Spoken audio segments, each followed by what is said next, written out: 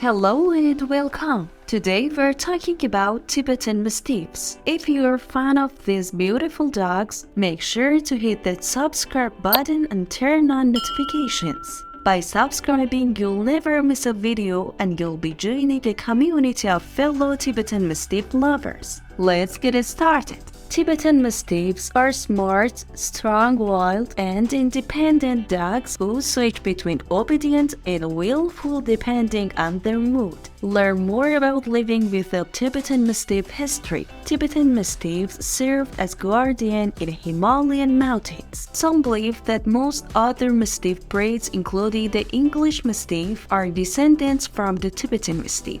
Although little recorded information is available and details of the breed's history remain largely unknown, it's not entirely clear when they first arrived in the US. But according to the American Tibetan Mastiff Association, 2 Tibetan Mastiffs were sent as a diplomatic gift to President Dwight D. Eisenhower from the Ministry of Nepal in 1958. Perhaps because of their surprising size, stature, and appearance, they were reportedly then sent to a farm. About a decade later, Tibetan Mastiffs were imported to the US from Nepal and India and were bred as a household pet. The American Kennel Club recognized the breed in 2006. Tibetan Mastiffs are best suited for owners with dog training experience and patience. Chambliss describes the Tibetan Mastiff temperament as aloof, independent,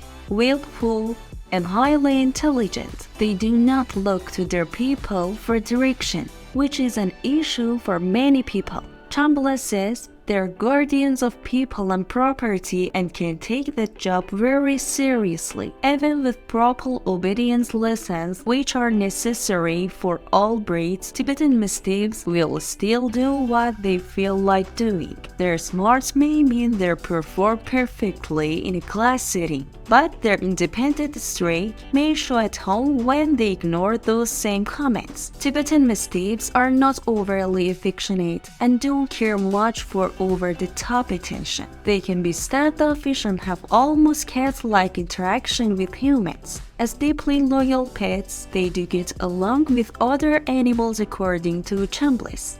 They do best when they have another large breed of dog to play with, especially when they're young. They can be wonderful family dogs with a few caveats. Tibetan Mastiffs can be excellent with children, but can be overprotective of their children, which can be an issue when other kids come over to play. Chambliss says their watchful nature is so strong that we might be challenging to have guests over, as they can be surprised by strangers in their yard. A home without a lot of people coming and going usually works best. As with all dogs, proper socialization and positive reinforcement training is an absolute must. Moderate exercise in the form of regular walks is necessary of the physical and mental health of Tibetan Mastiffs. They have a tendency to become obese. Because these dogs can be willful, their walks should always be leashed. Training a Tibetan Mastiff must be done with positive reinforcement only, Chambliss says. She says this clever breed learns directly by watching and experiencing life.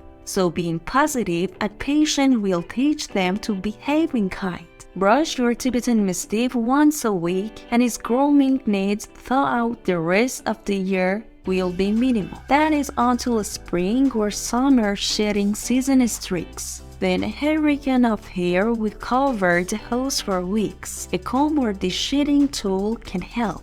A Tibetan Mastiff's lifespan is 10 to 12 years. The breed is considered to be fairly healthy, although they can be prone to certain health issues. Give Tibetan Mastiffs a yard to roam and protect, and they'll be pleased. They usually don't mind spending time alone. Though that yard must be fenced in, a traditional secure fence is an absolute must-have. Tibetan Mastiffs will wander, Chambliss says. These dogs are known escape artists and may learn to open a door or gate by watching a human do it. They're just that clever. Because of their sneaky tendencies, it's important to microchip your Tibetan Mastiff. Breeders say that the Tibetan Mastiff may be quiet during the day, but he has a tendency to bark at night. Tibetan Mastiffs are very vocal and have a deep bark that carries. Chambliss says, keeping them inside prevents issues with neighbors, but take note a crate is not an acceptable option for these dogs.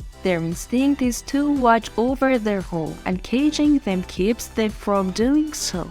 These can lead to anxiety and undesirable behaviors. With double coat, they thrive in cooler and even cold weather and tend to be more active as the temperature drops. They also make good indoor companions and will curl up by the fire and fan depending on the season. Tibetan Mastiffs are rare and revered for their unique appearance, so much so that in 2014 a Chinese businessman paid $1,009,000 for the dog, according to the New York Post.